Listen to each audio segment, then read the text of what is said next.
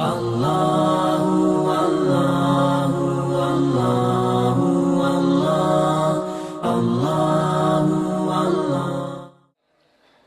یہ میزان کتنا بڑا ہوگا. ایک مرتبہ حضرت داؤد علیہ السلام نے اللہ تعالیٰ سے عرض کی کہ اے اللہ میں میزان دیکھنا چاہتا ہوں. تو اللہ تعالیٰ نے ان کو بتایا کہ میزان مشرق سے لے کر مغرب تک اتنا بڑا ہوگا. تو حضرت داؤد علیہ السلام کے اوپر بے ہوشی طاری ہو گئی. جب کچھ آفاقہ ہوا تو عرض کی کہ اے اللہ اتنا بڑا میزان کیسے نیک اعمال سے بھرا جا سکتا ہے. تو اللہ تعالیٰ نے ارشاد فرمایا یا داؤد اے داؤد انی اذا رضیت من عبدی جب میں اپنے کسی بندے سے راضی ہو جاتا ہوں ایک کھجور کے بدلے میں اس کے نیکیوں کے پورے میزان کو بھر دیا کرتا ہوں. تو انسان یہ دیکھے کہ میں نے ایسا کون سا عمل کرنا ہے کہ میرے میزان کا پلڑا بھاری ہو جائے. نبی علیہ الصلوۃ والسلام نے ارشاد فرمایا کہ ایک مرتبہ سبحان اللہ پڑھنا آدھے میزان کو بھر دیتا ہے اور ایک مرتبہ الحمدللہ پڑھ لینا پورے میزان کو بھر دیتا ہے. اب کتنے چھوٹے چھوٹے اعمال ہیں ہماری نجات کا ذریعہ ہے، ہمارا اس طرف دھیان بھی نہیں جاتا. جبکہ امام بخاری رحمت اللہ علیہ اسی طرف ہماری توجہ دلانا چاہتے ہیں. نبی علیہ الصلوۃ والسلام نے ارشاد فرمایا تم میں سے کوئی شخص ہر رات میں 10 سپارے کی تلاوت کیے بغیر نہ سوئے. صحابہ نے عرض کی اے اللہ کے نبی 1-2 راتیں تو ممکن ہے کہ انسان 10 سپارے پڑھ لے، لیکن ہر روز رات کے وقت 10 سپارے پڑھنا کیسے ممکن ہے؟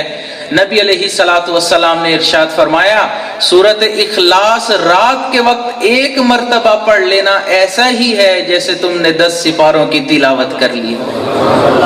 تو انسان ایسے چھوٹے اعمال کو دیکھے تاکہ قیامت والے دن اللہ تعالیٰ نیکیوں کا پلڑا بھر دیں. اب اگلی ایک مزے کی بات سن لیجئے کہ قیامت کے دن سب سے پہلے ترازو کے اندر میزان کے اندر کون سا عمل ڈالا جائے گا اور تولا جائے گا. نبی علیہ الصلوۃ والسلام نے ارشاد فرمایا میزان کے ترازو میں سب سے پہلے بندے کا وہ درہم یا دینار ڈالا جائے گا جو اس نے اپنی بیوی کے اوپر خرچ کیا ہوگا. اب اس حدیث مبارکہ کو اپنے ذہن میں رکھیں اور اپنے یہ نیت کر لیں کہ ہم لوگ یہ سمجھتے ہیں کہ اگر کسی مدرسے میں ہم نے کچھ پیسے دیے یا تعاون کیا تو وہ تو صدقہ ہے، مسجد میں دیا تو وہ بھی صدقہ ہے. لیکن آپ غور کریں کہ نبی علیہ الصلوۃ والسلام نے ارشاد فرمایا سب سے بہترین صدقہ وہ ہے جو تم اپنے اہل خانہ کے اوپر خرچ کرو. تو اب ہم اگر یہ نیت کر لیں کہ ہم اپنے گھر والوں کے اوپر جو پیسے خرچ کریں گے وہ صدقے کی نیت سے کر رہے ہیں تو ہم پیسے بھی گھر والوں پہ خرچ کر رہے ہیں اور صدقہ کرنے کا ثواب بھی پا رہے ہیں.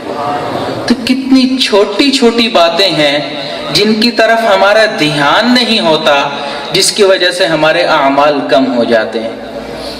تو ہمیں چاہیے کہ ایسے اعمال چن کے کریں. آگے امام بخاری رحمت اللہ علیہ فرماتے ہیں وَقَوْلَهُمْ يُوزَنْ کہ انسان اپنی زبان کی احتیاط کرے. امام بخاری رحمت اللہ علیہ فرمانا چاہتے ہیں کہ اے انسان تو جو کچھ اپنی زبان سے بولتا ہے ایک فرشتہ ہے جو لکھ رہا ہے اور مستقل لکھتا رہے گا جب تک کہ تیری آنکھیں بند نہیں ہو جاتی. لیکن ہمیں کوئی پرواہ نہیں ہوتی ہماری زبان سے کس طرح کے لفظ نکل رہے ہیں. ہم دوسروں کو گالیاں دے رہے ہیں، برا بھلا کہہ رہے ہیں. قیامت کا دن ہوگا انسان اپنے سامنے جب اپنے نامہ اعمال کو دیکھے گا اس وقت کہے گا ما لہذا الکتاب لا یغادر صغیرۃ ولا کبیرۃ الا احصاها. یہ کیسی کتاب ہے کہ جس کے اندر میرا کوئی چھوٹا یا بڑا عمل ایسا نہیں جو اس کے اندر لکھ نہ دیا گیا ہو. تو انسان کو چاہیے کہ آج احتیاط کرے. ما یلفظ من قول الا لدیہ رقیب عتید، جب بولنے والا بولتا ہے تو لکھنے والے فرشتے اس کو لکھ رہے ہوتے ہیں۔ تو ہمیں چاہیے کہ ہم اپنے بول چال کو دیکھیں کہ ہم کیا بولتے ہیں۔ ہمارے اکابرین فرمایا کرتے تھے کہ انسان دن رات میں جو کچھ بولے، پھر ایک وقت ایسا متعین کر لے کہ اس کے اوپر محاسبہ کر لے کہ آج میں نے یہ لفظ بولا ہے، اس کی ضرورت نہیں تھی، یہ زائد بول دیا ہے، اگلے دن نہیں بولوں گا۔ یہ والا لفظ میں نے غلط بولا ہے، اگلے دن نہیں بولوں گا۔ ہم نے کبھی ایسا محاسبہ کیا ہے؟ ہمارے اکابرین محاسبہ کرتے تھے، پورے دن کے بولے ہوئے الفاظ کو ایک کاغذ کے اوپر لکھ لیا کرتے تھے۔ پورے دن کے الفاظ اتنے تھوڑے ہوتے تھے کہ ایک کاغذ بنتا تھا۔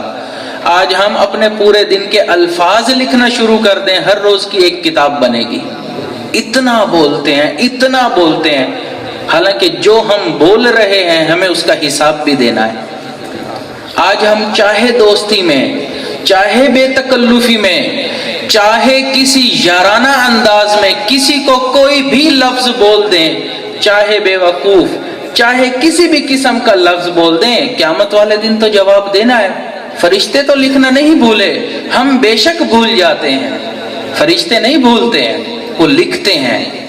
تو وَقَوْلَهُمْ يُوزَنْ فرما کر امام بخاری یہ بتانا چاہتے ہیں کہ اے انسان اپنی زبان کا دھیان رکھ کہ اس زبان سے نکلے ہوئے الفاظ،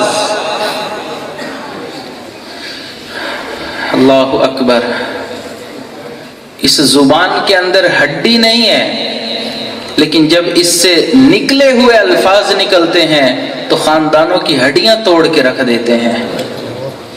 یہ زبان ایسے الفاظ بول دیتی ہے کہ اگلے کے دل کو چیر کے رکھ دیتے ہیں۔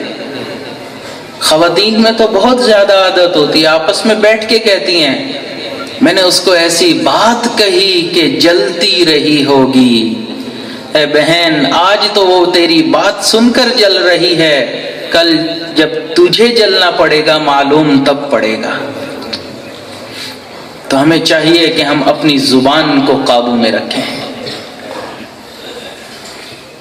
حضرت والد صاحب سے اس عاجز نے سنا، وہ فرماتے تھے کہ ایک مرتبہ ہمارے شیخ نے فرمایا کہ اپنی زبان سے سچ بولا کرو، اپنی زبان سے سچ بولا کرو۔ فرماتے ہیں ہم نے سوچا کہ یہ کون سا مشکل کام ہے، ہم سچ بولتے ہیں اور آگے بھی بولیں گے۔